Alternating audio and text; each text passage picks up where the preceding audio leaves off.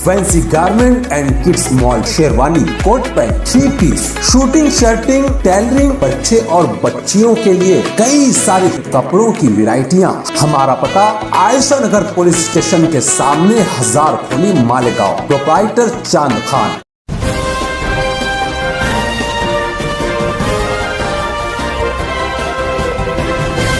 मानव समाचार, मानवता के हक में। ग्रेजुएट हल्के असेंबली के एमएलसी डॉक्टर सुधीर तांबे की कल मालेगांव आमद हुई, जहां उन्होंने शहर के सरकर्दा अफराद से मुलाकात की, जिनमें डॉक्टर्स, वकला, टीचर्स, मुख्तलिफ स्कूलों के जिम्मेदारान, फार्मासिस्ट, आंगनवाड़ी सेविकाएं, होमगार्ड्स वगैरह शामिल थे। साथ ही कुल जमाती तंजीम के जिम्मेदारान और मुख्तलिफ सियासी पार्टी से ताल्लुक़ रखने वाले अफराद ने भी डॉक्टर सुधीर तांबे से मुलाकात की। शहर के मशहूर तालीमी इदारे न्यू एरा में उनका वालिहाना इस्तकबाल किया गया। दौरान तकरीर मौसूफ ने कहा कि महाराष्ट्र के सूबाई कानून के मुताबिक तकरीबन महाराष्ट्र में 7 ग्रेजुएट नुमाइंदे अलग अलग हलकों से चुने जा सकते हैं। मालेगांव भी उन्हीं हलकों में से एक में आता है। डॉक्टर सुधीर तांबे भी उसी खुसूसी कोटे से चुने गए हैं। मालेगांव में ग्रेजुएट हुए लोगों की तादाद तकरीबन 60,000 के आसपास है, मगर अलमिया यह है कि सिर्फ 3,000 लोगों ने अब तक अपने नामों का इंदराज ग्रेजुएट लिस्ट में करवाया है। 1 अक्टूबर से आइंदा होने वाले चुनाव के लिए रजिस्ट्रेशन का काम जारी होने वाला है, जिसके लिए ज़्यादा से ज़्यादा ग्रेजुएट अफराद अपने नामों का इंदराज करवाएं।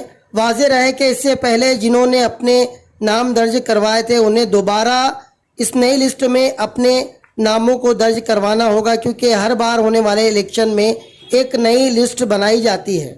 इस मौके पर डॉक्टर सुधीर तांबे ने और उन्हीं के साथ शहर के दूसरे सरकर्दा अफराद ने इजहार ख्याल किया। मैं तो नासिक ग्रेजुएट कॉन्स्टिट्यूंसी पदवीधर मतदार संघ से चुन के आया हूँ विधान परिषद में, और मालेगांव मेरे कॉन्स्टिट्यूंसी का एक अहम हिस्सा है, इसलिए मैं अक्सर मालेगांव आता हूँ। यहाँ के जो एजुकेशन या शिक्षण विभाग के जो हमारे सब लोग हैं, टीचर्स है, संस्था चालक है, इनसे भी हमेशा मुलाकात होती है। आज हमारे अतीक सर और मुनीर भाई ने बहुत अच्छा यहाँ पर एक अच्छा प्रोग्राम बनाया, जिसमें हम समाज के सभी तबकों के लोगों से मुलाकात हुई।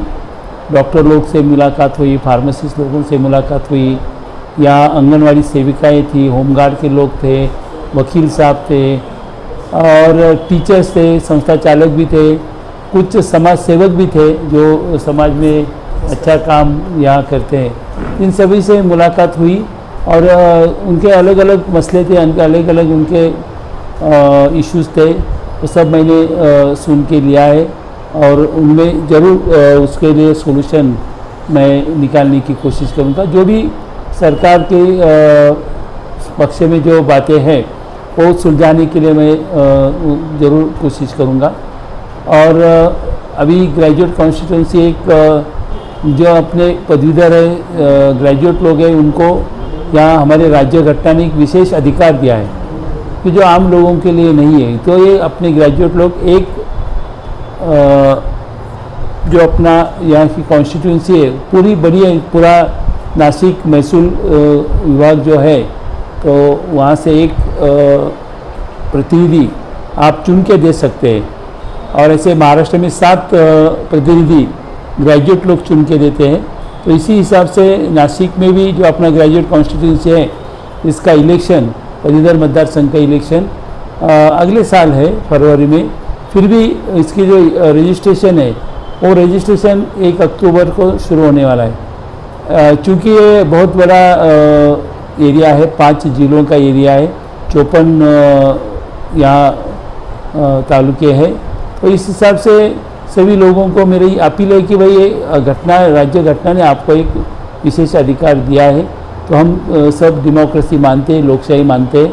अगर हम इस लोकशाही को मजबूत बनना है तो जो अधिकार, ये सिर्फ अधिकार नहीं है, हमारा फ़र्ज भी बनता है कि भाई हमें अपनी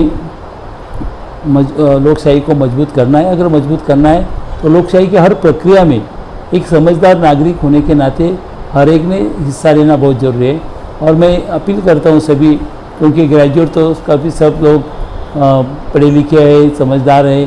तो मैं सबसे यही अपील करता हूँ, विनती करता हूँ कि आप लोग आपका नाम इस में रजिस्टर करना न भूलें, ज़रूर करें।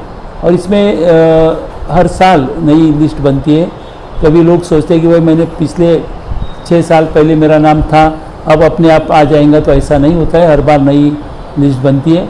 और इसमें जो कागजात लगते हैं, डॉक्यूमेंट्स लगते हैं, वो बहुत कुछ नहीं है। आपका डिग्री सर्टिफिकेट हो या अंतिम साल का मार्कशीट और आधार कार्ड हो या कोई भी इलेक्शन कार्ड हो, ऐसा आपका यहाँ के रेसिडेंशियल प्रूफ, रहवासी दाखला उसका लगता है और एक फ़ोटो लगता है। तो इन 3 डॉक्यूमेंट के जरिए आपका नाम वहाँ रजिस्टर हो सकता है। 1 अक्टूबर को ये शुरू होने वाला है। इस दौर में सबसे बड़ी ज़रूरत यह है कि हम पढ़े लिखे होने के बाद जब ग्रेजुएट हल्के में वो इनरोलमेंट नहीं करते, हम वोट नहीं दे सकते। उसकी वजह से जो है, जो नॉन सेकुलर लोग हैं वो MLC चुनाव में चुनकर जाते हैं और हमें उसकी वजह से काफ़ी तकलीफ उठाना पड़ती है। हम अपनी आवाज़, हमारे जो मुतालबात है उसको पूरा नहीं कर पाते।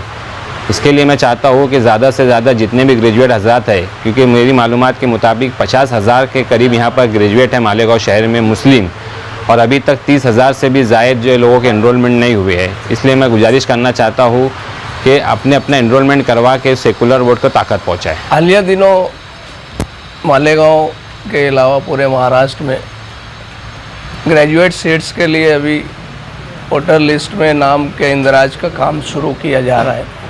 उसमें मैं मालेगांव शहर के तमाम ही मेडिकल लाइन से जुड़े हुए ग्रेजुएट्स को उमगा की तरफ से एक अपील करता हूँ कि अपने नामों को वोटर लिस्ट में शामिल कर दें, ताकि गवर्नमेंट तक ये मैसेज जाए कि यहाँ पर कितने ग्रेजुएट्स हैं। होता ये है कि हम लिस्ट में नाम ना होने की सूरत में जब कोई पॉलिसी मैटर में बात होती है तो वहाँ पे हमारी तादाद गिनी जाती है और जमहूरियत में सरों को गिना जाता है। इसलिए वहाँ पर जब तादाद देखी जाती है तो मालेगांव में ऐसा होता है कि 50,000 अगर ग्रेजुएट्स है तो उसमें इंदराज बहुत कम लोग, 5,000 10,000 लोगों का है। तो मैं अपील करता हूँ कि अपने नामों को वोटर लिस्ट में शामिल करें। फॉर्म वगैरह जो साहिबाब यहाँ पे लाए हैं वो डिस्ट्रीब्यूट होगा, आप फॉर्म भर के सबमिट करें। ये उमगा की जानिब से हम लोग BOS डॉक्टर्स जो भी हैं वो हमारे ज़िम्मेदार डॉक्टर इस्माइल हैं, डॉक्टर शफीक जमील हसन सर है, डॉक्टर रेहान है, मैं हूँ, डॉक्टर इसहाक है। किसी के भी पास से फॉर्म लेकर सबमिट हमारा फिलअप करके सबमिट हम हमारे पास ही कर दे, हम लोग ज़िम्मेदार हजरात को दे देंगे।